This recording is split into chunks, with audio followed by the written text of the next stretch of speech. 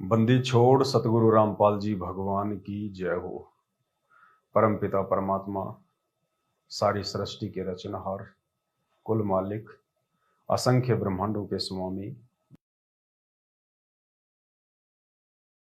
जगत लोकों में के संपने वाले राजाधिराज, आत्माधार, नाथों के नाथ, देवों के देव महादेव, सर्वेश्वर महेश्वर मृत्युंजय, अजरो अमर, आदि अनादि, सनातनी प्रभु, जगत पिता जगदीश्वर, श्री श्री 1008 की उपाधि के वास्तविक अधिकारी, अकाल मूर्त, सबद स्वरूपी राम, वासुदेव, सर्वगतम ब्रह्म, प्रथम पूज्य, परम पूज्य, आदि गणेश, परम पुरुष, परम हंस, परम दयालु, परम संत, संत शिरोमणि सतगुरु रामपाल जी भगवान के चरण कमल में आप और हम सभी सत्सेवक भाई बहनों का अनंत कोटि दंडवत प्रणाम। भाई और बहनों, बड़ी मेहर है परमपिता परमेश्वर सतगुरु रामपाल जी भगवान की इस कलयुग की बिचली पीढ़ी में, जो परमेश्वर ने हम नीचों के ऊपर, हम जीवों के ऊपर साध संगति की मेहर बख्शी। साध संगति के बिना हम परमेश्वर के विधान को नहीं जान सकते। साध संगति के बिना भक्ति मार्ग में काल भगवान जिस प्रकार की रुकावटें पैदा करके अपनी सूक्ष्म चाल चलते हुए हमें भक्ति मार्ग से, मर्यादाओं से नीचे गिराने का जो प्रयास करेगा, उसके प्रयास को हम नहीं समझ सकते। तो ये गुरुदेव भगवान की आप और हम सभी आत्माओं के ऊपर एक विशेष मेहर है, जो आत्माएं वर्तमान में साध संगति से जुड़ी हुई हैं। क्योंकि परमेश्वर का वचन है कि साध संगति हरि भक्ति बिन कोई न उतरे पार, निर्मल आदि अनादि है गंदा सब संसार। साध संगति के बिना परमेश्वर के विधान को ही नहीं, बल्कि साध संगति के अभाव में हम एक नेक भगत भी नहीं बन सकते। क्योंकि साध संगति के बिना हमें सतगुरु रूप में आए हुए परमपिता परमेश्वर कबीर साहिब की पहचान नहीं हो सकती है। और परमेश्वर की पहचान के बिना, अपने सतगुरुदेव को भगवान माने बिना, हमारे अंदर उनके प्रति वो श्रद्धा, वो भाव, वो समर्पण पैदा नहीं हो सकता, जिस श्रद्धा, भक्ति, भाव और समर्पण की बदौलत हम इस गंदे लोक से सतलोक में जाएंगे।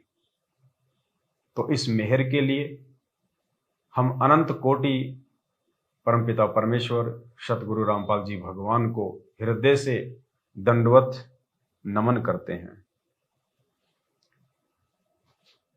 आज गुरुदेव भगवान के आशीर्वाद से यथार्थ भक्ति बोध का सरलार्थ हम लेकर चलेंगे।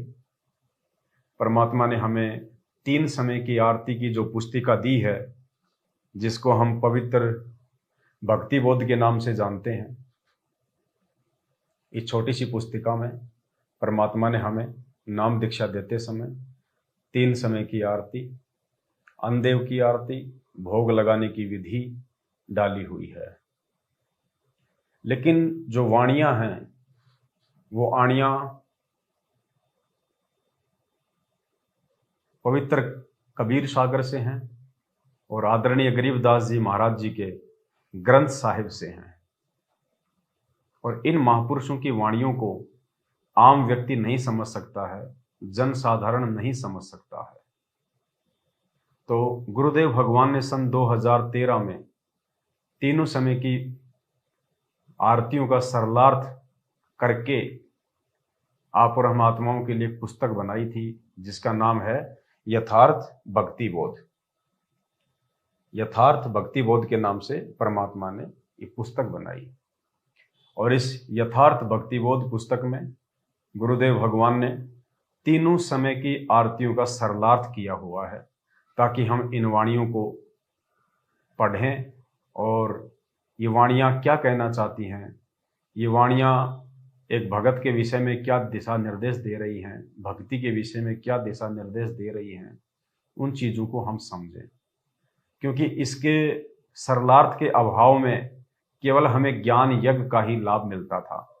जब हम इन वाणियों को नित्य नियम के रूप में, संध्या आरती के रूप में, रमैणी के रूप में जब हम इनको पढ़ते हैं, तो इन वाणियों की यथार्थ जानकारी के अभाव में, इन वाणियों के सरलार्थ के अभाव में केवल हमारे को ज्ञान यज्ञ का ही लाभ मिलता था, ध्यान यज्ञ का लाभ नहीं मिल पाता था, क्योंकि हम इनको समझ नहीं पाते थे। तो गुरुदेव भगवान ने मेहर करके और इन सभी वाणियों का सरलार्थ बहुत ही सरल ढंग से किया हुआ है। बस आवश्यकता है तो हम भाई बहनों ने साध संगति के माध्यम से उन वाणियों के सरलार्थ को अच्छे से समझना और यथार्थ भक्ति बोध की जो वाणियां हैं, तीनों समय की जो आरती हैं, इन आरतियों में, इन वाणियों में सतगुरु रामपाल जी भगवान ने पवित्र कबीर सागर से और आदरणीय गरीबदास जी महाराज जी के ग्रंथ साहिब से, जिसको अमर ग्रंथ भी कहा जाता है, चुन चुन के कुछ वाणियां इस 3 समय की आरती में रखी हैं। ये विशेष वाणियां हैं और ये निष्कर्ष हैं उन दोनों ग्रंथों का। तो हमने बहुत ही ध्यानपूर्वक परमेश्वर के द्वारा किए गए यथार्थ सरलार्थ को समझना है।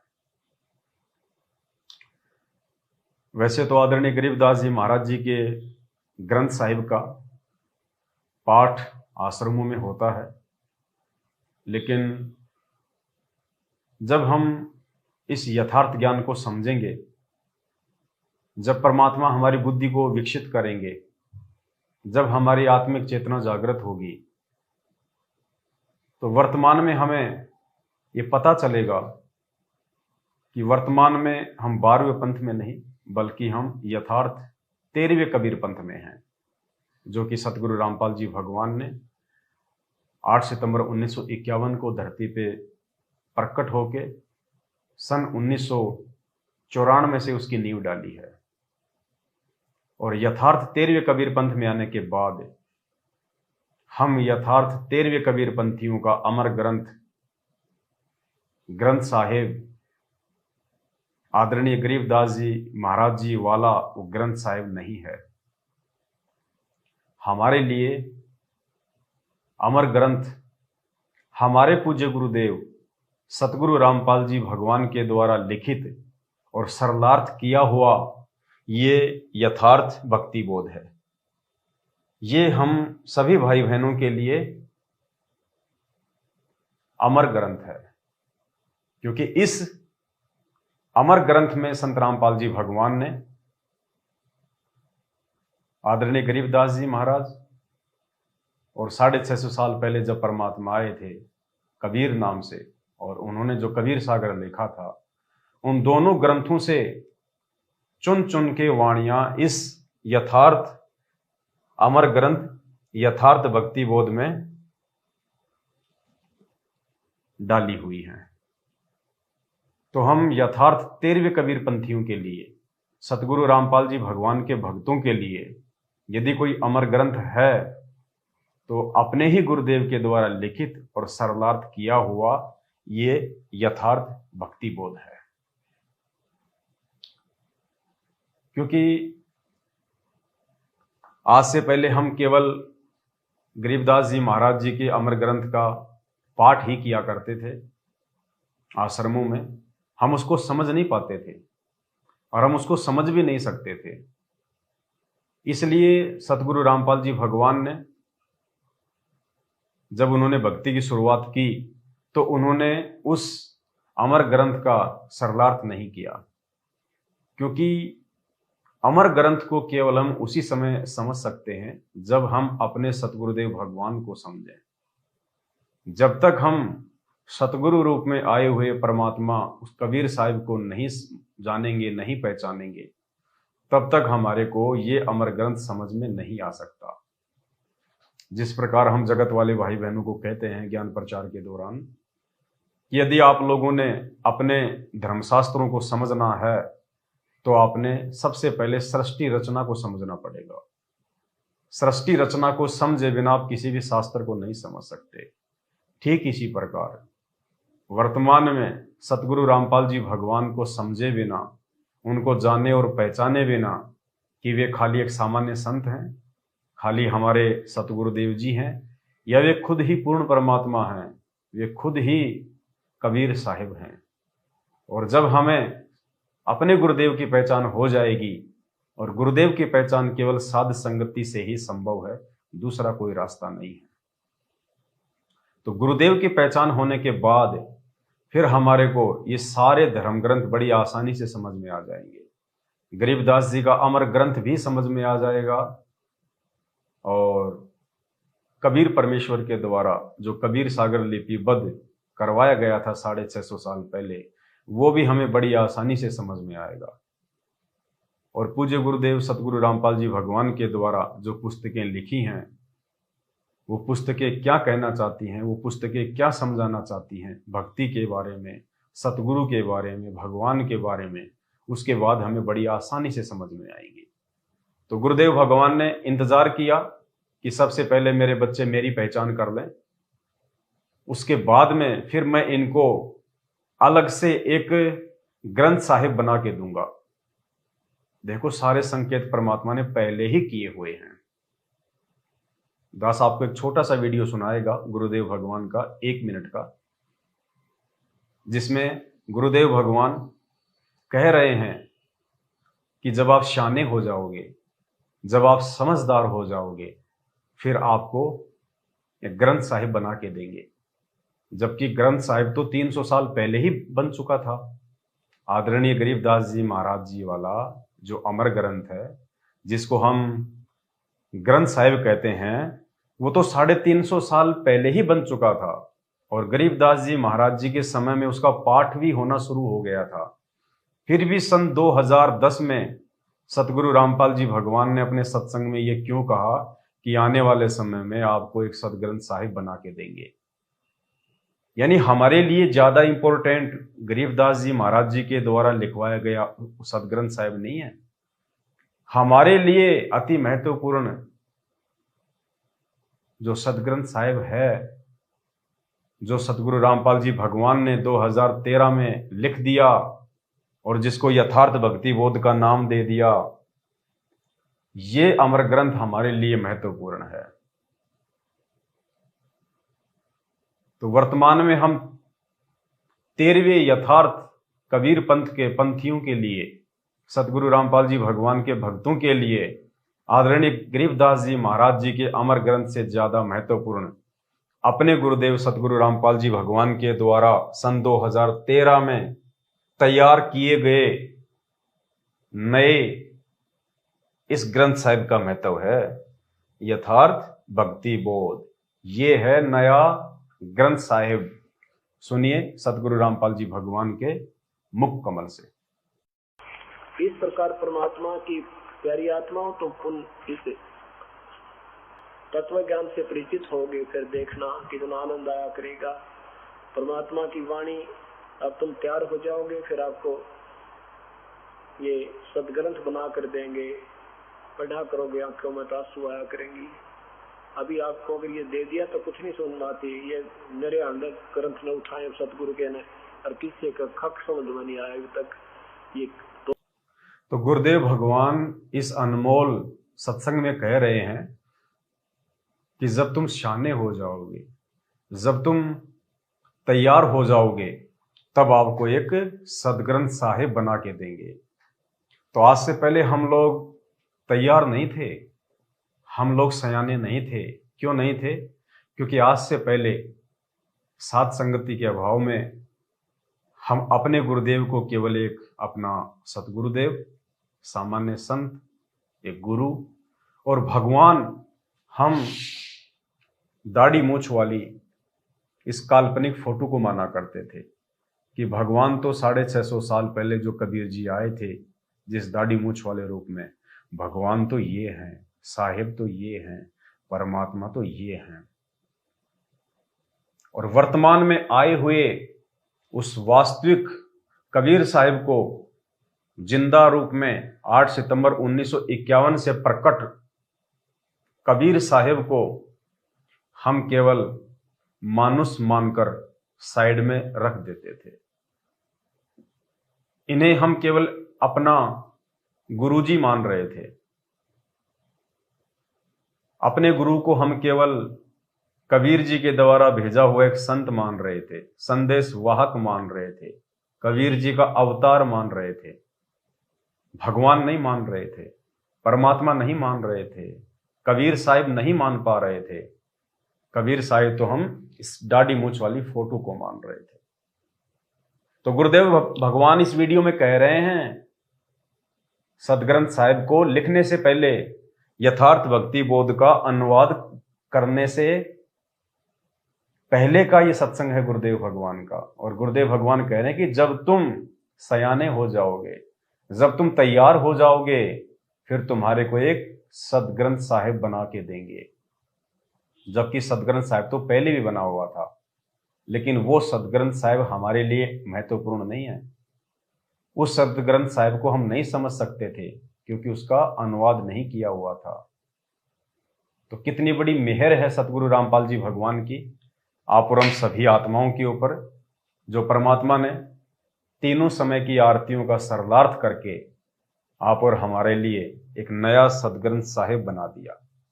और इस सदग्रंथ साहिब में हमने केवल एक ही चीज को ढूंढना है, और इस सदग्रंथ साहिब का मकसद भी केवल एक ही है, पूज्य गुरुदेव भगवान के द्वारा लिखने का, कि जैसे तैसे करके हम अपने गुरुदेव को भगवान मान लें, परमात्मा मान लें, साहिब मान लें, उनको हम कबीर जी मान लें। क्योंकि गुरु को भगवान माने बिना सतलोक तो छोड़िए, हम त्रिकुटी तक की यात्रा भी नहीं कर सकते। और भगवान ही नहीं, हमने तो भगवान से भी बढ़ के मानना है। गुरु बड़े हैं गोविंद से, मन में देख विचार, हरि सुमरे सो वार हैं, और गुरु भजे हुए पार। तो आज हम प्रवेश करेंगे सतगुरु रामपाल जी भगवान के द्वारा लिपिबद्ध और सरलार्थ किए गए यथार्थ सदग्रंथ साहिब के सरलार्थ में। और पुण्यात्माओं, सतलोक आश्रम मैनेजमेंट हरियाणा के द्वारा उन आश्रमों में जो पाठ प्रकाश किया जाता है 12वें पंथ के सदग्रंथ साहिब का, उस सदग्रंथ साहिब से आपको वो लाभ नहीं मिलेगा जो लाभ, जो ज्ञान यज्ञ का और ध्यान यज्ञ का लाभ अब हमें इस यथार्थ 13वें कबीर पंथ के यथार्थ 13वें सदग्रंथ साहिब को पढ़ के मिलेगा। क्योंकि परमात्मा कहते हैं कि जो ज्ञान यज्ञ होता है ना, ज्ञान यज्ञ में सारे यज्ञ आ जाते हैं। क्योंकि ज्ञान बिना तो सारे यज्ञ ही अधूरे हैं, निष्फल हैं। और गीता जी में तो यहां तक कहा है अर्जुन को कि अर्जुन, द्रव्य में यज्ञ की अपेक्षा ज्ञान यज्ञ सर्वश्रेष्ठ है, क्योंकि ज्ञान में सारे ही यज्ञ आ जाते हैं। तो गुरुदेव भगवान के आशीर्वाद से हम प्रत्येक वाणियों को समझने का पूरा प्रयास करेंगे, क्योंकि ये वाणियां गुरुदेव भगवान ने आप और हमारे लिए लिखी हैं, हमारी आत्मिक चेतना को जागृत करने के लिए लिखी है।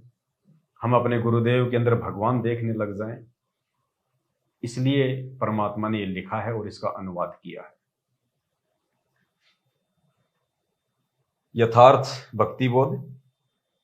जीव हमारी जाति है, मानव धर्म हमारा, हिंदू मुस्लिम सिख ईसाई धर्म नहीं कोई न्यारा। हम इसकी भूमिका में चलेंगे। ये आप यहां पे देख सकते हैं इसकी विशेष सूची में। सबसे पहला जो पॉइंट है वो इसकी भूमिका है। तो भूमिका में हम चलेंगे। भूमिका। परमात्मा से सब होत है, बंदे से कुछ नाही, राई से पर्वत करे, पर्वत से फिर राई। राम नाम की लूट है, लूटी जा तो लूट, पीछे फिर पछताएगा, प्राण जाएंगे छूट। भक्ति बिना क्या होत है, भरम रहा संसार, रति कंचन पाया नहीं, रावण चलती बार। कबीर सब जग निर्धना, धनवंता ना कोय, धनवंता सोई जानिए, जापे राम नाम धन होय। भक्ति बोध नामक पुस्तिका के अंदर परमेश्वर कबीर जी की अमृतवाणी तथा परमेश्वर कबीर जी से ही प्राप्त तत्व ज्ञान संत गरीबदास जी की अमृतवाणी है। भक्ति बोध में तीनों समय की जो आरतियां हैं उनमें दो महापुरुषों की वाणियां हैं। एक तो परमपिता परमेश्वर कबीर साहिब जी की, आप उन्हें संत रामपाल जी भगवान भी बोल सकते हैं, केवल नाम का अंतर है, बाकी किसी चीज का कोई अंतर नहीं है। और दूसरे महापुरुष आदरणीय गरीबदास जी महाराज, उनको भी आप एक ही मान सकते हैं, वो एक ही थे, केवल नाम का ही अंतर है। गरीबदास जी के रूप में खुद कबीर परमेश्वर ही आए थे, इसीलिए तीनों समय की आरती में परमात्मा ने उन दो महापुरुषों की वाणियों का समावेश किया है, क्योंकि इन वाणियों में किसी भी भगत की वाणियों को या किसी साधु संत की वाणियों को जगह नहीं दी जा सकती, क्योंकि ये अमर ग्रंथ है और अमर ग्रंथ में जो अमर वाणियां होती हैं वो केवल अमर पुरुष की ही होती हैं, और अमर पुरुष केवल परमात्मा ही होता है, दूसरा कोई नहीं होता। तो 650 साल पहले आया वो अमर पुरुष कबीर नाम से, उसके बाद 250 वर्ष बाद में वो आदरणीय गरीबदास जी के नाम से आए, और वर्तमान में वो अमर पुरुष सतगुरु रामपाल जी महाराज जी के नाम से आए हुए हैं। क्योंकि इन महापुरुषों के द्वारा लिखी गई अमर वाणियों का सरलार्थ इस पूरी सृष्टि में आम जीव तो छोड़िए, आम साधु संत महात्मा शंकराचार्य तो छोड़ दीजिए, ब्रह्मा विष्णु महेश, इन तीनों की माता दुर्गा और इन तीनों के पिता काल भी नहीं कर सकते। अपने द्वारा लिखित वाणियों का अनुवाद, अपने द्वारा रचित सृष्टि की जानकारी वो कबीर परमात्मा स्वयं ही आके ठीक ठीक बता सकता है, और कोई भी बताने में सक्षम नहीं है। तो आज वो अमर परमात्मा कबीर साहब 8 सितंबर 1951 को सतलोक से चल के आप और हम आत्माओं के लिए ये ज्ञान देने के लिए, हमें जगाने के लिए सतगुरु रामपाल जी भगवान के रूप में आ चुके हैं। भक्तिबोध नामक पुस्तिका के अंदर परमेश्वर कबीर जी की अमृतवाणी तथा परमेश्वर कबीर जी से ही प्राप्त तत्व ज्ञान संत गरीबदास जी की अमृतवाणी में है। जिस वाणी का पाठ प्रतिदिन नियमित करना होता है, पुण्यात्माओं ध्यान देना, जिस वाणी का पाठ प्रतिदिन नियमित करना होता है, इस भक्ति बोध में इन दोनों महापुरुषों की वाणियां हैं। और परमेश्वर ने हमारे को क्या आदेश दिया है कि जिस वाणी का पाठ प्रतिदिन नियमित करना होता है, यानी हमें तीनों समय की आरतियों का पाठ करना है। पाठ उसे कहते हैं जो पढ़ के किया जाता है। भक्ति बोध पुस्तक को हाथ में लेके अपने भगवान के सामने बैठ के या खड़े होके, और जिसका पाठ करना होता है, जिसको पढ़ना होता है, उसको कहते हैं पाठ करना।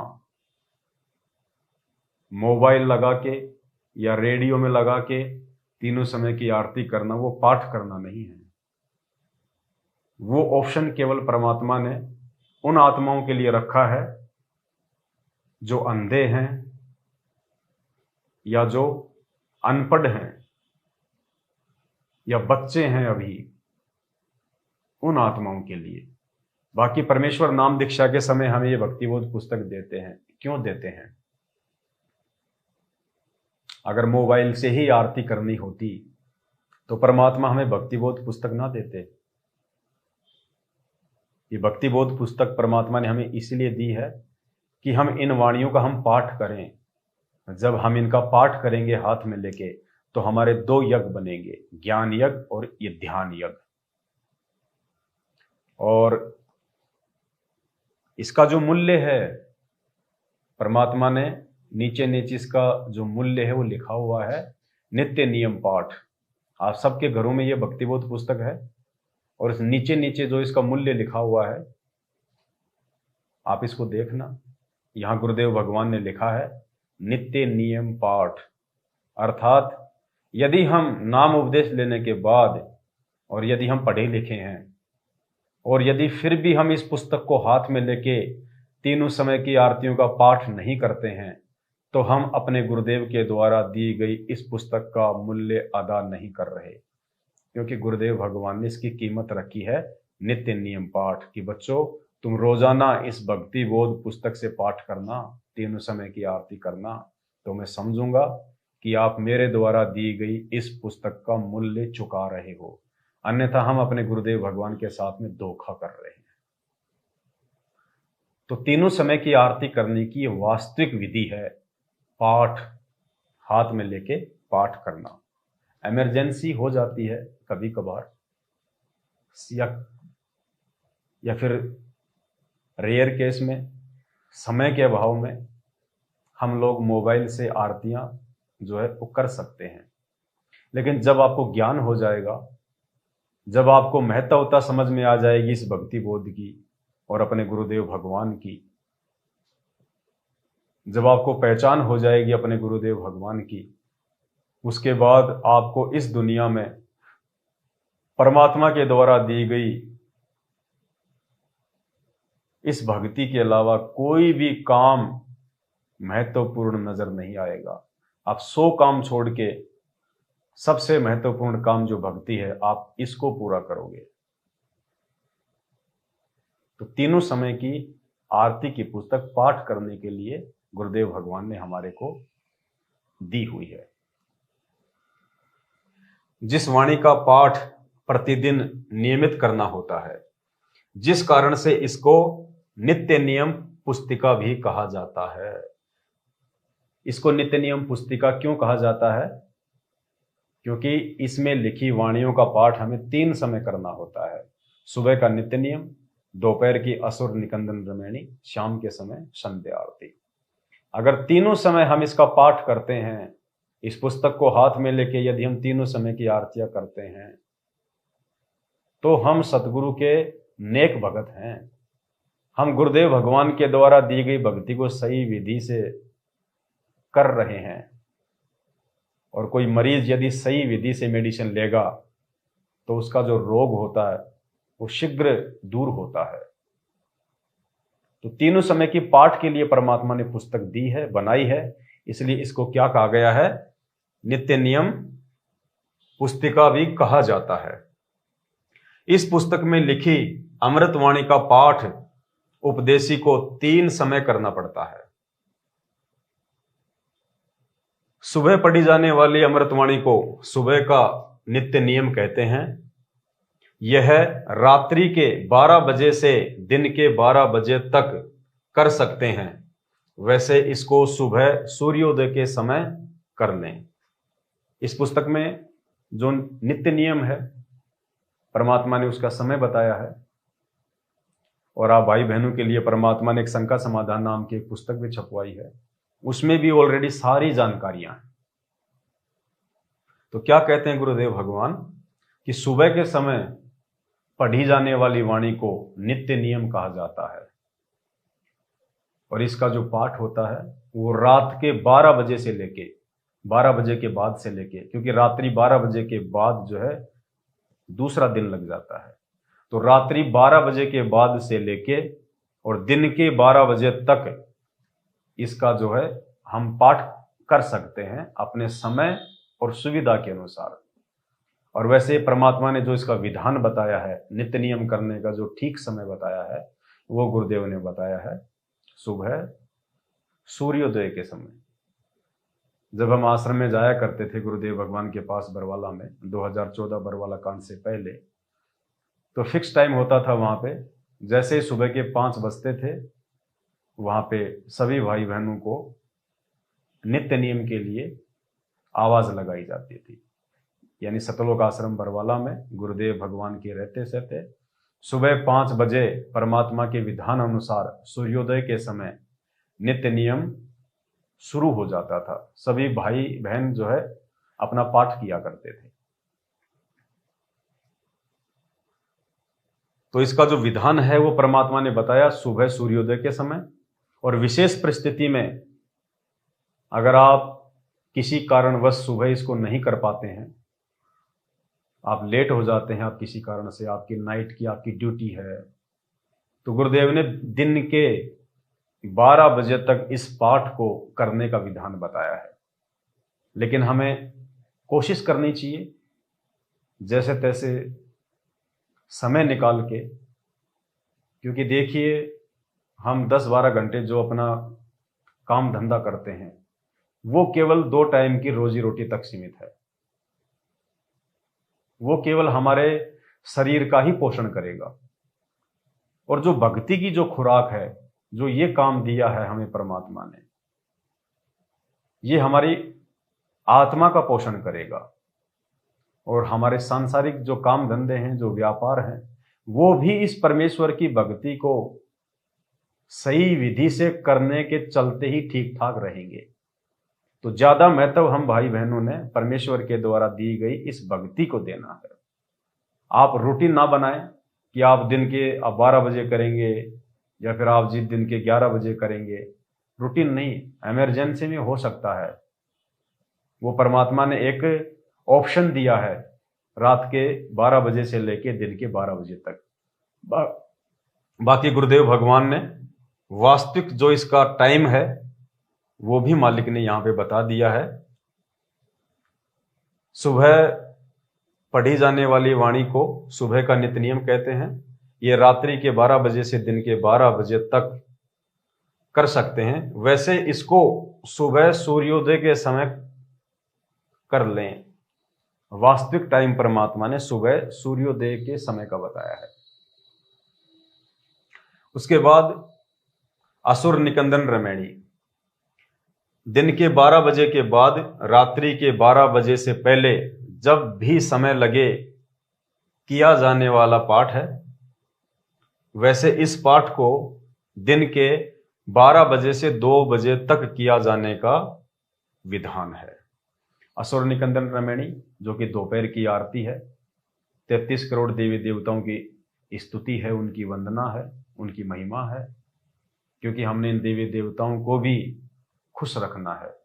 और मालिक ने बताया कि इस असुर निकंदन रमैणी के चलते ये देवी देवता परमात्मा के विधान अनुसार हम भगत आत्माओं को दुखी नहीं कर सकते।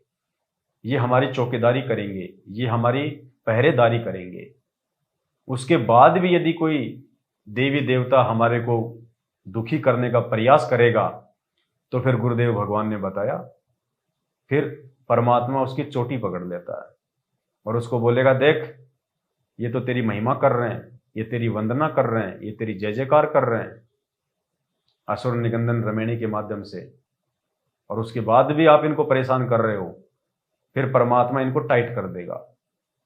तो जब हम विधि विधान से असुर निकंदन रमैणी का पाठ हम करेंगे, एक आपने मोबाइल में लगा के छोड़ दिया, आप बाथरूम में जाके बैठ गए, चाय बना रहे हैं, कोई सो रहा है, कोई लेट रहा है, गाड़ी में चल रहे हैं, आरती लगा दी, आपस में बातचीत कर रहे हैं, वो परमात्मा के विधि विधान अनुसार नहीं है। यदि ऐसा आप जी करेंगे तो ये देवी देवता आपको दुखी करेंगे ही करेंगे। और अगर आप विधि विधान अनुसार करोगे, जो परमेश्वर ने हमारे को पाठ करने के लिए भक्ति बोध दी है, या आप जी अनपढ़ हैं,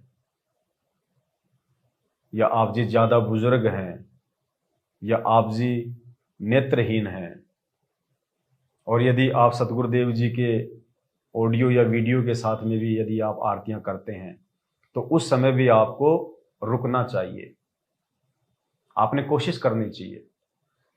परमात्मा की भक्ति के लिए हमारे को समय निकालना चाहिए। देखो सन 1994 में परमात्मा ने जब भक्ति की शुरुआत की थी ना, उस समय गुरुदेव भगवान हम भक्तों की मानसिक स्थिति को देखते हुए, हमारे ज्ञान आधार को देखते हुए, हमारी सोच को देखते हुए परमात्मा ने इतना दबाव नहीं दिया। और मालिक ने एक ऑप्शन दे दिया कि आप तीनों समय की आरतियां अपना काम करते करते भी कर लो। आप किसान हो, हाड़ी हो, आप ट्रैक्टर चलाते हो, अपने मोबाइल में लगा लो, जेब में डाल लो और अपना काम भी करो।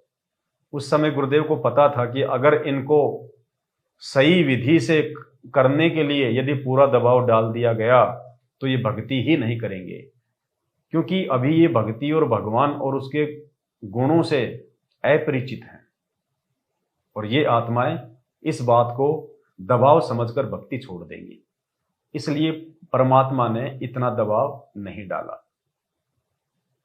लेकिन वर्तमान में इतना सब कुछ ज्ञान समझा देने के बाद, गुरुदेव भगवान की पहचान हो जाने के बाद, फिर परमात्मा ने अपनी वाणी में यह भी तो कहा है कि नर संसारी लगन में दुख सह करोड़ा, कि 2 टाइम की रोजी रोटी के लिए तो इंसान सारा दिन मारा मारा फिरता है, बेगार करता है, भटकता रहता है, दुनिया की गुलामी करता है, मजदूरी करता है। नर संसारी लगन में दुख सह करोड़ा, और इस परमार्थ के कारण, अपने आत्म कल्याण के कारण जितना सहे उतना थोड़ा।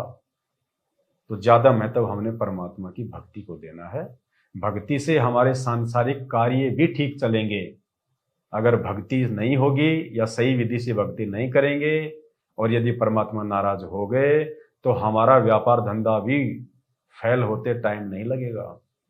तो ज्यादा महत्व अब वर्तमान में इतना सारा सब कुछ भेद खोल देने के बाद गुरुदेव भगवान के द्वारा अब हमने भक्ति को ज्यादा महत्वता देनी है। तो हम कोशिश करें, हम समय पे ही हम तीनों समय की आरतियां परमेश्वर की विधि विधान अनुसार भक्ति बोध पुस्तक को हाथ में लेके करें। असुर निकंदन रमणी, दिन के 12 बजे के बाद रात्रि के 12 बजे से पहले जब भी समय लगे किया जाने वाला पाठ है। वैसे इस पाठ को दिन के 12 बजे से 2 बजे तक किया जाने का विधान है। ये विधान परमात्मा ने अपना बता दिया कि भैया मेरी भक्ति का तो ये विधान है, अब आगे तुम्हारी मर्जी, तुम इसको कैसे करोगे कैसे नहीं करोगे। फिर परमात्मा ने ऑप्शन दे दिया, फिर भी कार्य की अधिकता से समय के अभाव में ऊपर लिखे समय में भी कर सकते हैं, लाभ समान मिलता है। क्या कहा परमात्मा ने? लाभ समान ही मिलता है। ये परमात्मा ने आत्माओं के मन को थोड़ा सा धैर्य दिया है, वरना हम सब जानते हैं पुण्यात्मा, एक तो हम खाना आराम से हम बैठ के खाएं जो खाना खाने का तरीका होता है, और एक हम कोई काम करते करते खाएं खाना। तो आप समझ सकते हो, खाना पेट में तो जाएगा, बैठ के खाएंगे वो भी जाएगा, और हम चलते फिरते या कोई काम करते करते खाना खाएंगे वो भी पेट में जाएगा। लेकिन जो संतुष्टि जो बैठ के खाना खाने में होती है, वो संतुष्टि हमारे को काम करते करते भागते दौड़ते खाना खाने में नहीं हो सकती। तो आत्मा की जो तृप्ति है वो जब हम परमात्मा के विधि विधान के अनुसार उनकी भक्ति को महत्व देंगे तो होती है, बाकी नहीं हो पाएगी। नंबर 3, संध्या आरती। ये पाठ शाम को सूर्यास्त के समय करना चाहिए। विधान बता दिया परमात्मा ने कि संध्या आरती का जो समय है ये पाठ शाम को सूर्यास्त के समय करना चाहिए। यहां आपको कहीं भी पूरे भक्ति बोध में आपको कहीं भी परमात्मा ने ये ऑप्शन नहीं दिया है कि आप अपने मोबाइल से आरती कर सकते हैं। आप किसी स्पीकर में अपने गुरुजी की आवाज में लगा के आप आरती कर सकते हैं, क्योंकि इसको पाठ कहते हैं, पाठ, और इसको हाथ में लेके इसको पढ़ के ही पाठ हो सकता है। संध्या आरती यह पाठ शाम को सूर्यास्त के समय करना चाहिए। सूर्यास्त के समय, जैसे सूर्य अस्त हो जाए उसके बाद संध्या आरती को करने का विधान है। विशेष परिस्थितियों में रात्रि के 12 बजे तक भी कर सकते हैं, लाभ समान ही मिलेगा। विशेष परिस्थितियों में रात के 12 बजे तक परमात्मा ने ऑप्शन दिया है, लेकिन इसको रूटीन नहीं बनाना कि हम तो रात के 8 बजे करेंगे 9 बजे करेंगे, इसको रूटीन नहीं बनाना। वो एक ऑप्शन दिया परमात्मा ने इमरजेंसी में। बाकी शाम को सूर्यास्त के समय करने का ही परमात्मा ने इसका वास्तविक विधान बताया है। यह वाणी कौन सी वाणी? ये तीनों समय की वाणी, तीनों समय की आरतियां। यह वाणी दोहों, चौपाइयों, शब्दों के रूप में बोली गई है। इसमें पद्य भाग में राग तथा पद्य भाग के अनुसार वाणी बोली जाती हैं। यह अमृतवाणी क्षेत्रीय भाषा में है, जिससे भावार्थ को समझना जनसाधारण के वश की बात नहीं है। तीनों समय की वाणियों का जो अर्थ है, जो गूढ़ रहस्य है, जो सार है, वो जनसाधारण के वश की बात नहीं है कि वो इन वाणियों में छुपे हुए गूढ़ रहस्य को निकाल सकता है। तो फिर कौन निकाल सकता है? यह अमृतवाणी क्षेत्रीय भाषा में है, जिससे भावार्थ को समझना जनसाधारण के वश की बात नहीं है। इस अमृतवाणी की भाषा साधारण है, परंतु रहस्य गहरा है, रहस्य बहुत गहरा है इसका। तत्वदर्शी संत ही इस अमृतवाणी का यथार्थ अनुवाद कर सकता है। कौन कर सकता है? तत्वदर्शी संत। और तत्वदर्शी संत की भूमिका स्वयं परमात्मा ही निभाते हैं, क्योंकि अपने द्वारा लिखी गई और बोली गई वाणियों का यथा अनुवाद वो परमात्मा स्वयं ही कर सकता है। 650 साल पहले भी ये कबीर परमात्मा एक तत्वदर्शी संत की भूमिका में ही आए थे। उसके 250 वर्ष बाद आदरणीय गरीबदास जी महाराज जी के रूप में भी एक तत्वदर्शी संत की भूमिका में ही आए थे, जिन्होंने वाणियां लिखी थी। और आज वर्तमान में वही कबीर परमात्मा संत रामपाल जी के नाम से तत्वदर्शी संत के रूप में ही धरती पे आए हैं। तो जनसाधारण के वश की बात नहीं है। इस 21 ब्रह्मांड की सृष्टि में किसी के वश की बात नहीं है जो इन वाणियों का यथार्थ अनुवाद कर दे। अटपट करने वाले तो बहुत मिलेंगे।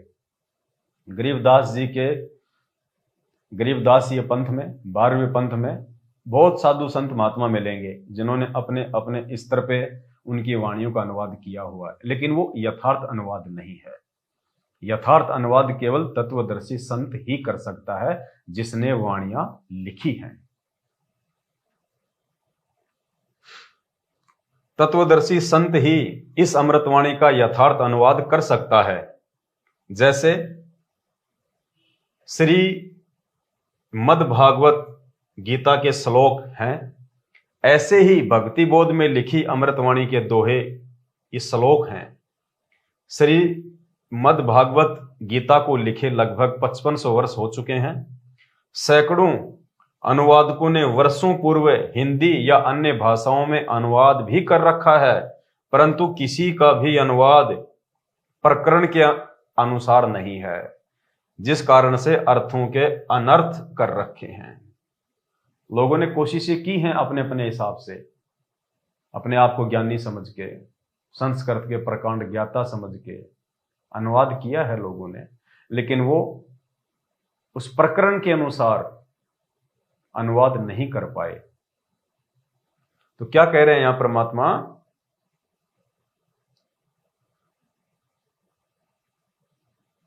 तत्वदर्शी संत ही इस अमृतवाणी का यथार्थ अनुवाद कर सकता है। क्योंकि पुण्यात्माओं, आज धरती पे तत्वदर्शी संत के रूप में स्वयं वो कबीर परमात्मा संत रामपाल जी भगवान के नाम से प्रकट हैं और अपने द्वारा लिखी गई वाणियों को वो परमात्मा स्वयं ही आके अनुवाद करता है, उनका सरलार्थ करता है, दूसरा कोई नहीं कर सकता। एक छोटा सा सत्संग आपको गुरुदेव भगवान का सुनाएंगे, उसके बाद आपको यकीन हो जाएगा कि कौन इन वाणियों का यथार्थ अनुवाद कर सकता है। इस सत्संग में गुरुदेव भगवान कह रहे हैं कि जिसने वाणियां लिखी हैं स्वयं या तो वो परमात्मा ही आके अनुवाद कर सकता है, या फिर उनका कोई कृपा पात्र तो यहां परमेश्वर अपने आप को परमात्मा ना कह के, गुरुदेव भगवान अपने आप को परमात्मा ना कह के अपने विधान अनुसार अपने आप को छुपाते हुए कह रहे हैं कि कोई या तो स्वयं परमात्मा ही अनुवाद कर सकता है या फिर उनका कोई कृपा पात्र। तो आज परमेश्वर स्वयं ही तत्वदर्शी संत की भूमिका में है, संत रामपाल जी भगवान के नाम से हैं, और उन्होंने ही इन अमृतवाणियों का ठीक ठीक अनुवाद किया है। तो सुनिए गुरुदेव भगवान क्या संकेत कर रहे हैं, कौन इन अमृतवाणियों का अनुवाद कर सकता है। अपने आत्मा परमात्मा ने एक और दया करी अपने पे। अपनी अमृतवाणी में उन्होंने सब कुछ लिख दिया, लेकिन वो अमृतवाणी इतनी लंबी चौड़ी बना दी, इस तत्व ज्ञान को उसके अंदर छुपा दिया। और साथ में उन महापुरुषों से भी कह दिया गया था कि अभी इस यथार्थ ज्ञान को केवल तुम इन श्लोकों के माध्यम से ही बताना, गद्य भाग से मत बोलना। तो उन्होंने पद्य भाग में यानी दोहों और शब्दावलियों के माध्यम से ही अपना वहां का ज्ञान दिया, सतलोक और सचखंड का। उन्होंने गद्य भाग में नहीं बोला और वो लिपिबद्ध किया गया। उस पद्य भाग को समझना जन साधारण के बस की बात नहीं। या तो परमात्मा ही बता सके या वो संत ही बता सकते हैं जिन्होंने वो वाणी बोली, या फिर उनका कृपा पात्र जिसको परमात्मा सद्बुद्धि देते हैं, वो फिर उन गूढ़ रहस्यों को परमात्मा की प्यारी आत्माओं के समक्ष सरलार्थ करता है। तो पुण्यात्माओं, परमपिता परमेश्वर सतगुरु रामपाल जी भगवान के इस वचन आधार से, सत्संग आधार से ये साबित होता है कि आज इस धरती पे हमारे पूज्य गुरुदेव भगवान के रूप में स्वयं कबीर परमेश्वर ही प्रकट हैं, जिन्होंने अपने द्वारा लिखित वाणियों का आज स्वयं ही ठीक ठीक अनुवाद किया है, उनको समझाया है। गीता अध्याय 18 श्लोक 66 में व्रज शब्द है जिसका अर्थ जाना होता है। सर्व गीता अनुवादकों ने व्रज का अर्थ आना किया है, जबकि इसका वास्तविक अर्थ क्या होता है? जानना। उदाहरण के लिए, जैसे अंग्रेजी के शब्द गो का अर्थ जाना होता है, यदि कोई गो का अर्थ आना करता है तो वह अनर्थ कर रहा है।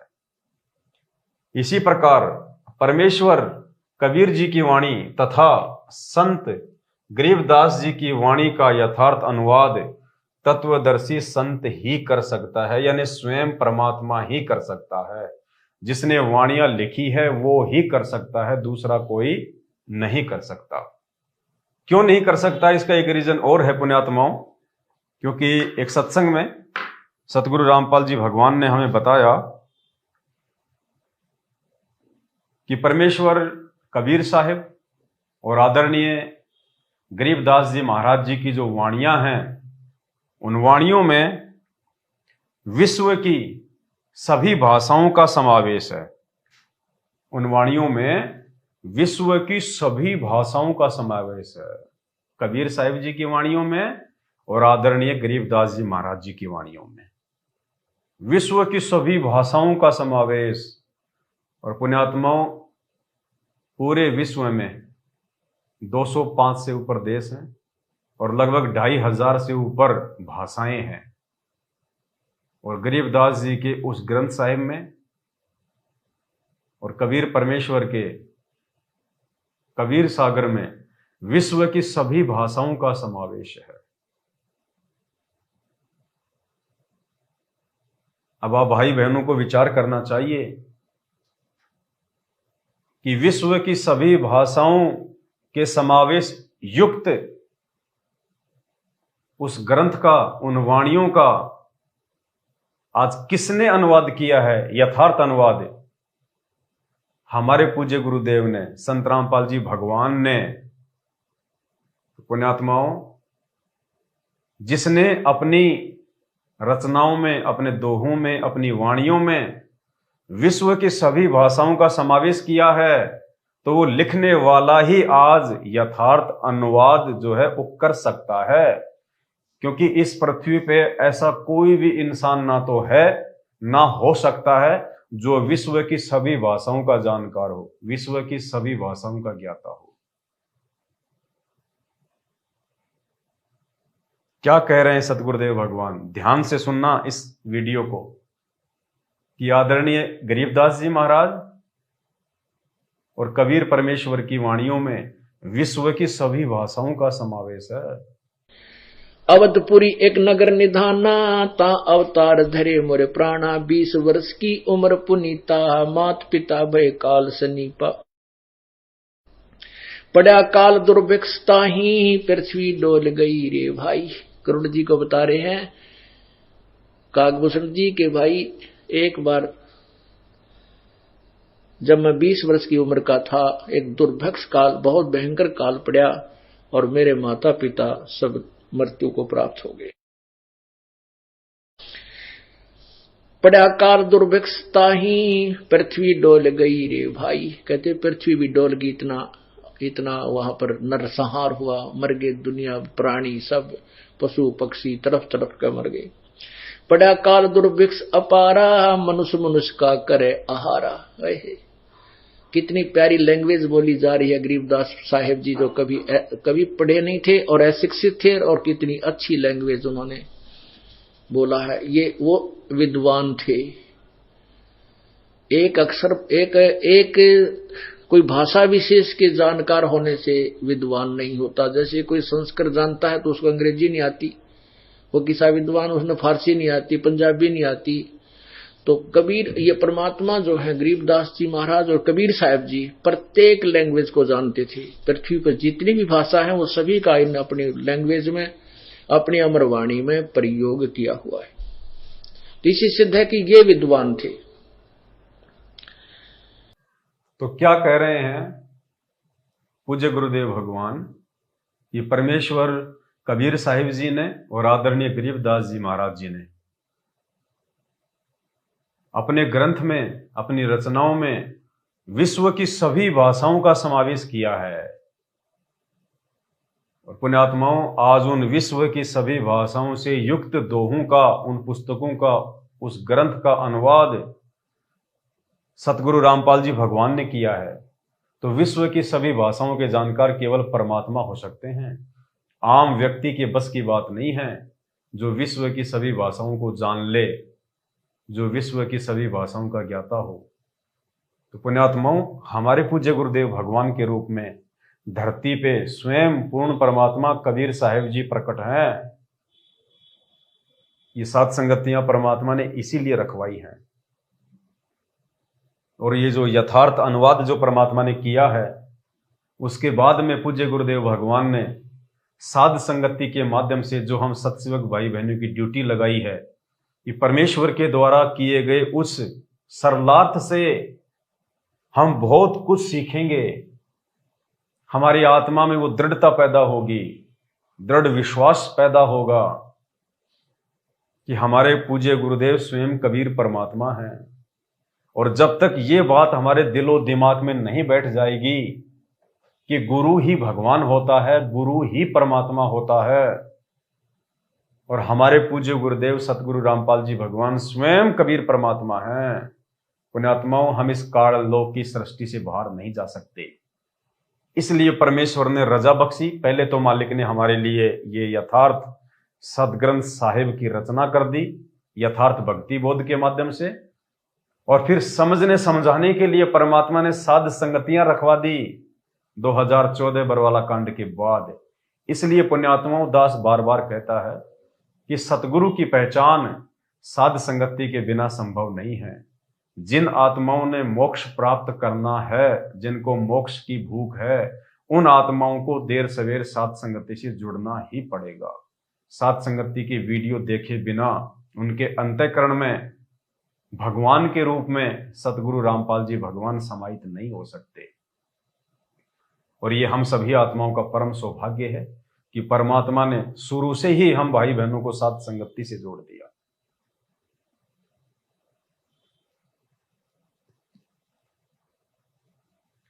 इसी प्रकार परमेश्वर कबीर जी की वाणी तथा संत गरीबदास जी की वाणी का यथार्थ अनुवाद तत्वदर्शी संत ही कर सकता है।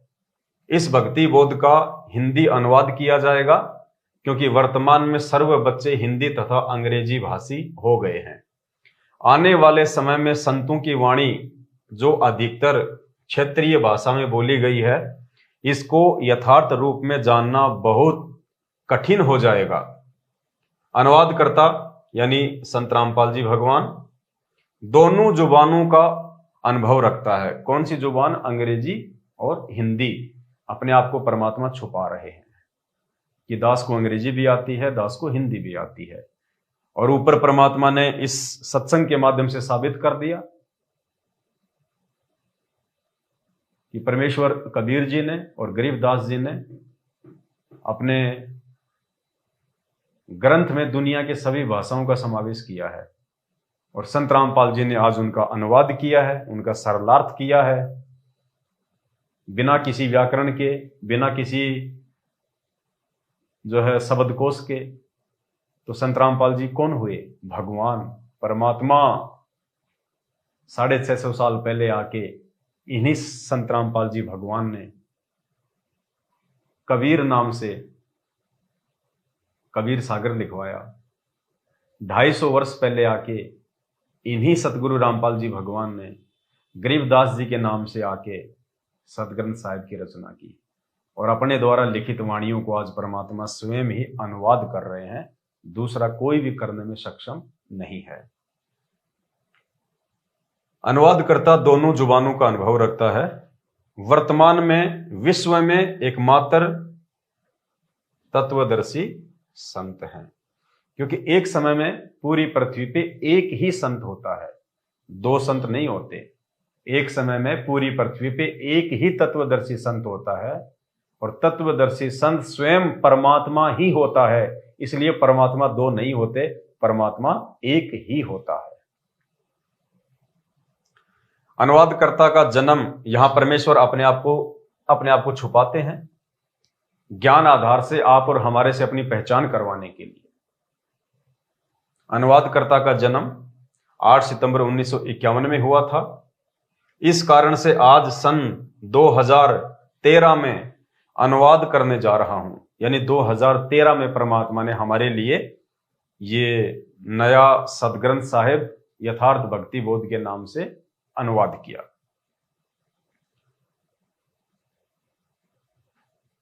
जो सर्व क्षेत्रीय भाषा के शब्द जो अमृतवाणी में हैं, उनके अर्थ अच्छी तरह जानता हूं, फिर भी अनुवाद में कोई त्रुटि रह जाए तो क्षमा चाहूंगा।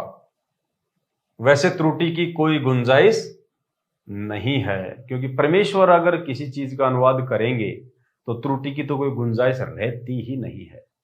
फिर भी परमात्मा अपने आप को छुपाते हुए और एक साधारण व्यक्ति की तरह, एक साधारण मानव की तरह रोल करते हुए यहां कह रहे हैं कि फिर भी अनुवाद में कोई त्रुटि रह जाए तो क्षमा चाहूंगा, वैसे त्रुटि की कोई गुंजाइश नहीं है। लेखक संत रामपाल जी महाराज। तो पुण्यात्मा, दया है गुरुदेव भगवान की, जिन्होंने एक विशेष रजा बख्श के आप और हम सभी भाई बहनों के लिए 13वें यथार्थ कबीर पंथ का ये यथार्थ अमर ग्रंथ लिखा, यथार्थ भक्ति बोध का अनुवाद। ये आप और हम सभी भाई बहनों के लिए जो हम यथार्थ 13वें कबीर पंथ से जुड़े हुए हैं, सतगुरु रामपाल जी के शिष्य और शिष्या हैं, हम भाई बहनों के लिए यथार्थ अमर ग्रंथ है। वास्तविक पाठ प्रकाश है ये। अब होगा प्रकाश जब हम इसकी गहराई में जाएंगे। आज हमने इसकी शुरुआत की है गुरुदेव भगवान के आशीर्वाद से।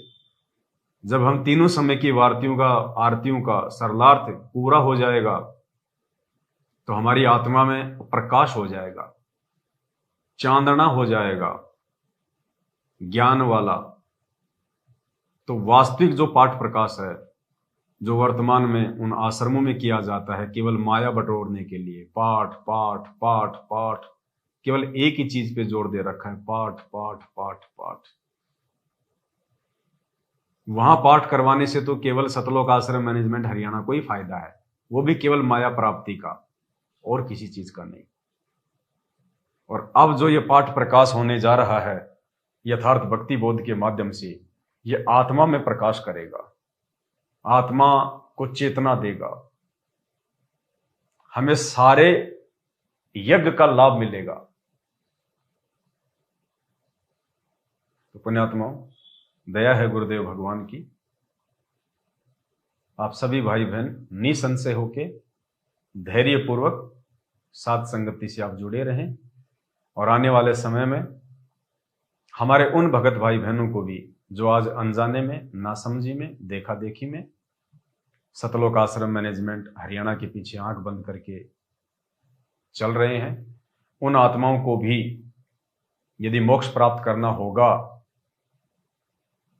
और जिस दिन उनकी चेतना जागृत होगी उस दिन दौड़ दौड़ के साथ संगति का हिस्सा बनेंगे वो लोग, क्योंकि साथ संगति सतगुरु रामपाल जी भगवान के यथार्थ 13वें कबीर पंथ का अहम हिस्सा है। साथ संगति से जुड़े बिना हम अपने दिल में सतगुरु रामपाल जी भगवान को परमेश्वर के रूप में नहीं बैठा सकते, और उनको अपने दिल में परमेश्वर के रूप में बैठाए बिना हम अपने गुरुदेव भगवान के हृदय में नहीं समा सकते। इसीलिए परमात्मा ने अपनी वाणी में कहा है कि गुरु भगता मम आत्म सोई और वाक्य हृदय रहूं समोई। तो हमने तो अपने गुरुदेव भगवान के हृदय में जगह बनानी है। उसके लिए सबसे पहले हमने अपने गुरुदेव भगवान को अपने हृदय में जगह देनी है, बैठाना है, और गुरुदेव भगवान हमारे हृदय में बैठेंगे जब हम उनको परमात्मा मानेंगे, और परमात्मा हम उनको उस समय मानेंगे जब हम साध संगति से जुड़ेंगे। तो बहुत बड़ी दया है परमेश्वर की। आज के वीडियो में केवल इतना ही। वीडियो को ज्यादा से ज्यादा शेयर करें, फिर परमेश्वर दया करेंगे, इसका पार्ट 2 अगली बार लेके आएंगे। बंदी छोड़ सतगुरु रामपाल जी भगवान की जय हो।